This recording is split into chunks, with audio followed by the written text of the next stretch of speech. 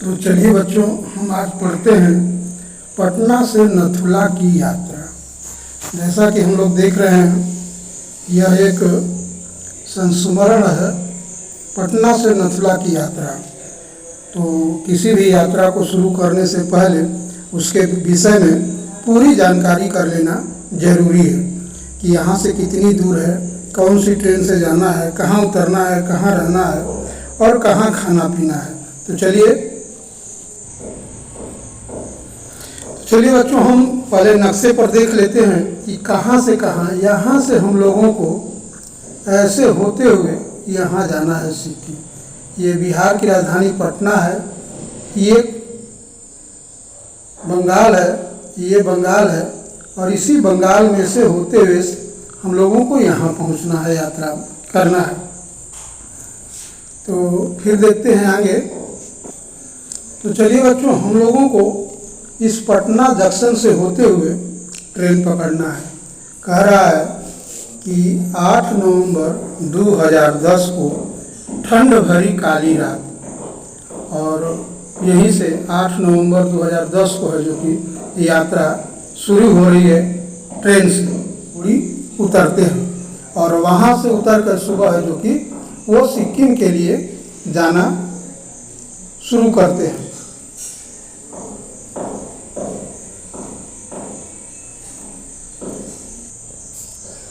कह रहा है कि न्यू जलपाईगुड़ी रेलवे स्टेशन पर अगली सुबह उतरे। पहला पड़ाव था सिक्किम जाने के मार्ग में स्थित दार्जिलिंग। दार्जिलिंग पश्चिम बंगाल राज्य का सुंदर पर्वतीय स्थल है। हरी भरी घाटियाँ और दूर दूर तक दर्शनीय हिमालय पर्वत श्रृंखलाएँ। जैसे हम न्यू जलपाईगुड़ी से दार्जिलिंग की पहाड़ियाँ चढ़ते गए, ठंड बढ़ती गई और स्वेटर लेके भी डालना पड़ा। टाइगर हिल, जैसा कि बच्चों देख रहे हैं चित्र में, ये दार्जिलिंग का रेलवे स्टेशन है। वहाँ है जो कि पहाड़ों पर किसी तरह की रेल चला करती है। तो चलिए हम आगे देखते हैं। तो बच्चों, ये दार्जिलिंग का चाय बागान है। वहाँ है जो कि सबसे अधिक खेती होती है चाय की।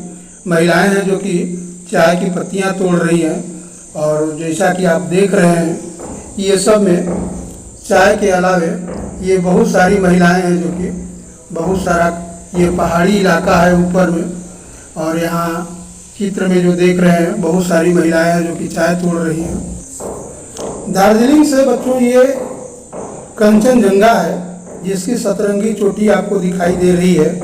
इसकी चोटी है जो कि सतरंगी है, और ये दार्जिलिंग से देखने पर ये सुनहरी दिखाई देती है। दार्जिलिंग का चाय बागान, चिड़ियाघर, natural history museum, botanical garden और जूलॉजिकल पार्क आदि घूमने के बाद जूलॉजिकल पार्क में याक नामक पशु को देखा, जिसके शरीर पर लंबे लंबे बाल थे। लोगों ने बताया कि ठंड वाले इलाके में लंबे बालों की वजह से याक का रहना संभव होता है। यह सिक्किम में भी पाया जाता है। रोपवे पर सवार होकर चाय बागान, मैदानी इलाके एवं घाटी एवं बादलों के बीच सवारी करना आनंददायक।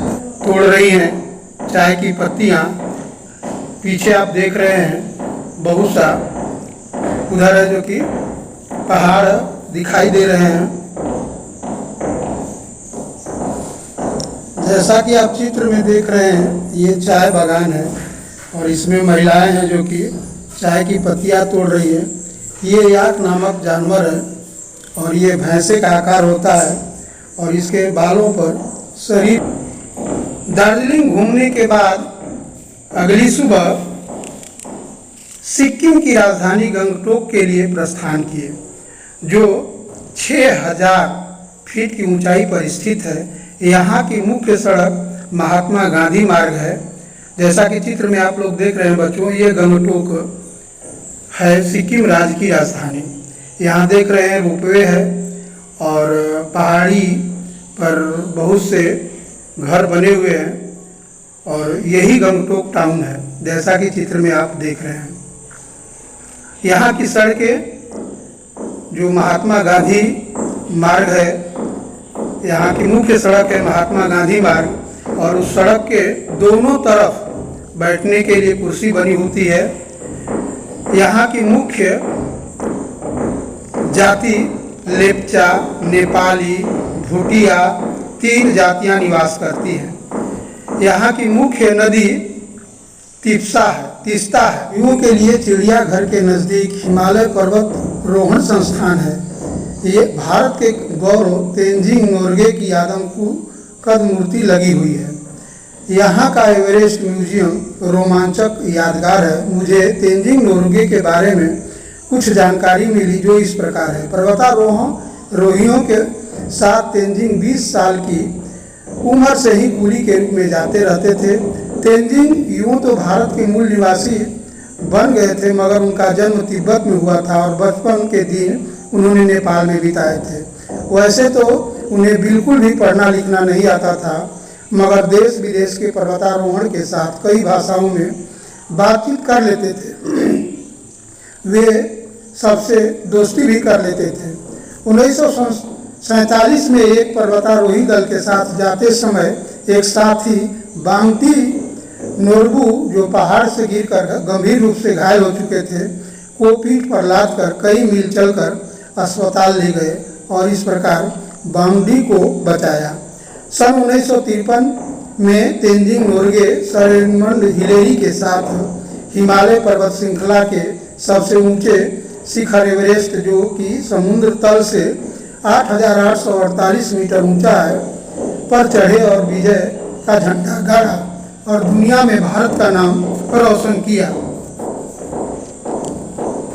जैसा कि आप चित्र में देख रहे हैं, ये माउंट एवरेस्ट है और इसी पर है जो कि तेंजिंग नोर्गे चढ़े हुए थे 1953 ईस्वी में। ये तेंजिंग नोर्गे हैं, ये दोनों लोग। इनके विषय में बताया गया है कि ये पहले भारतीय थे जो माने ये चढ़े हुए थे। इनका जन्म है जो कि अभी हम बता चुके हैं कहाँ हुआ था, और ये पढ़े लिखे भी नहीं थे, लेकिन फिर भी है जो कि विदेशी भाषा सैलानियों के साथ बात करते हुए बहुत सी भाषाओं की जानकारी रखते थे। फिलहाल बिहार की पर्वतारोही श्रीमती निर्मा अग्रवाल ने एवरेस्ट की चोटी पर विजय प्राप्त की है, जो बिहार की रहने वाली एक महिला है। जैसा कि चित्र में देख रहे हैं बच्चों, ये पर्वतारोहण संस्थान है जो भारत में बना हुआ है। तेंजिंग नोर्गे 1953 में जब विजय प्राप्त की थी तो उन्हीं के खुशी में जो बनाया गया था, और इसमें है जो कि पर्वतारोहियों के लिए प्रशिक्षण दिया जाता है। फिर है जो कि पर्वतारोही दल को प्रशिक्षण में उनको क्या क्या जानकारी दी जाती है, तो पर्वतारोही दलों को अपने साथ टेंट, रस्सी, विशेष प्रकार के जूते, औजार, भोजन, पानी, गर्म कपड़े, ऑक्सीजन सिलेंडर, टोपी तथा स्लीपिंग बैग, चश्मे, हाथ के दस्ताने इत्यादि लेकर है जो कि माउंट पर एवरेस्ट पर चढ़ाई करनी होती है।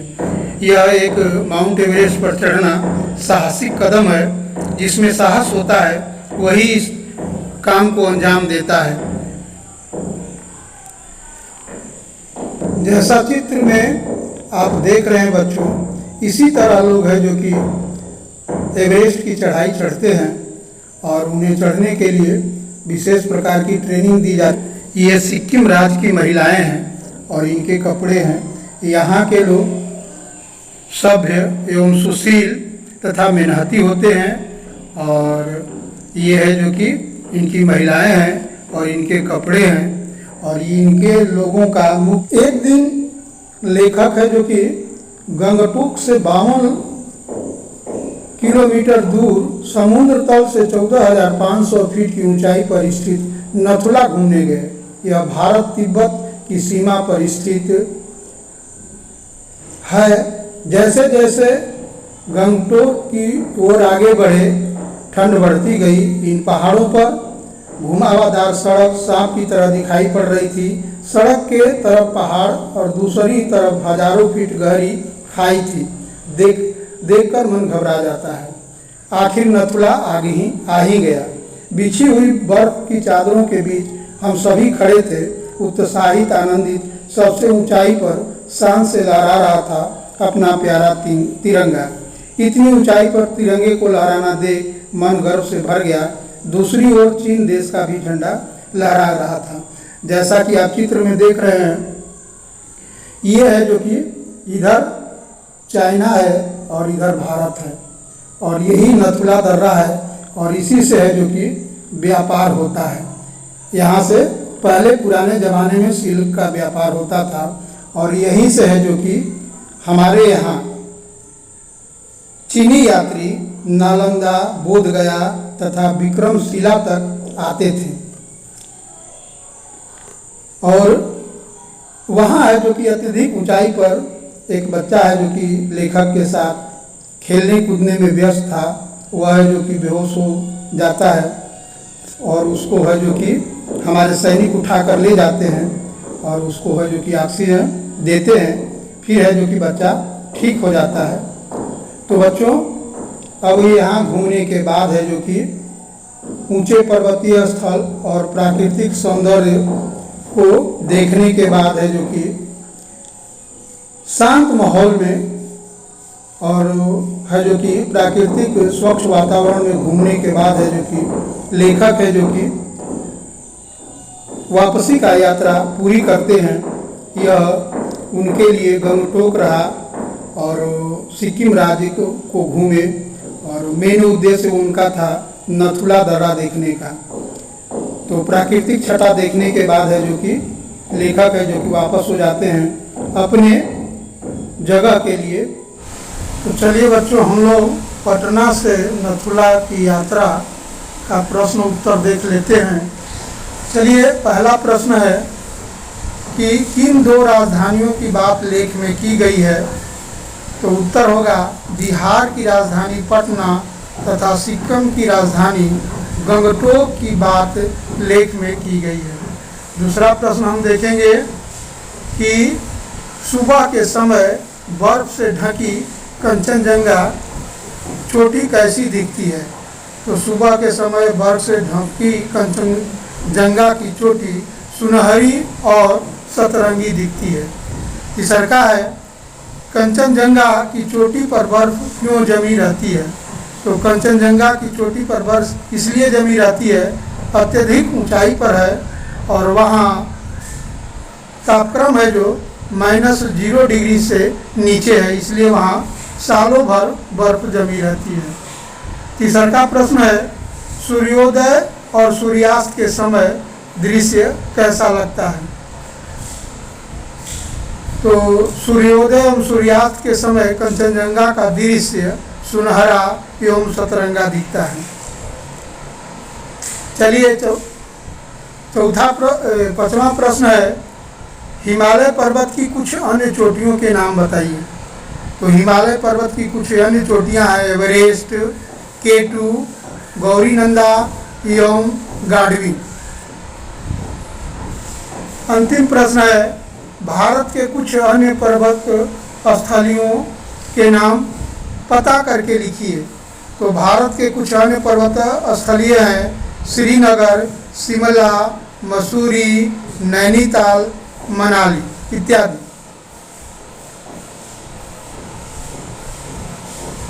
छठवां प्रश्न है कि ठंडे इलाकों के जंतुओं के शरीर पर बड़े बड़े बाल क्यों पाए जाते हैं?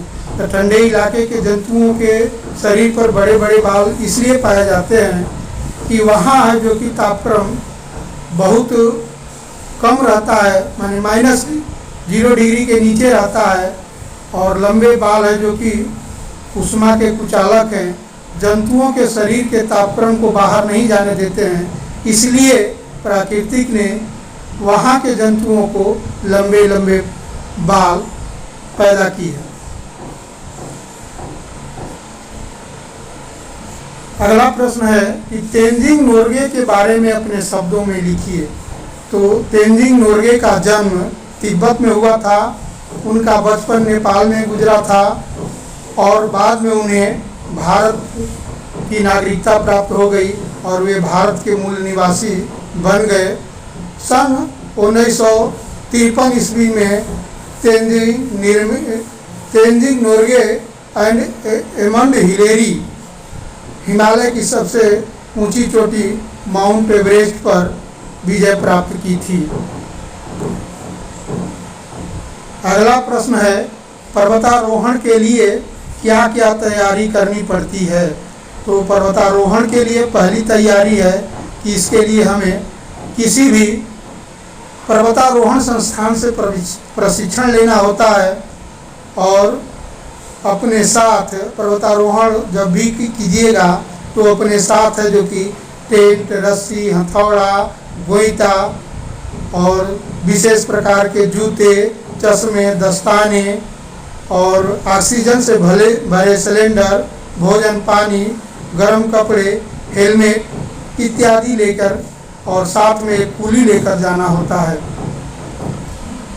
पिछले पृष्ठ पर 2 जाने माने पर्वतारोहियों के चित्र दर्शाए गए हैं।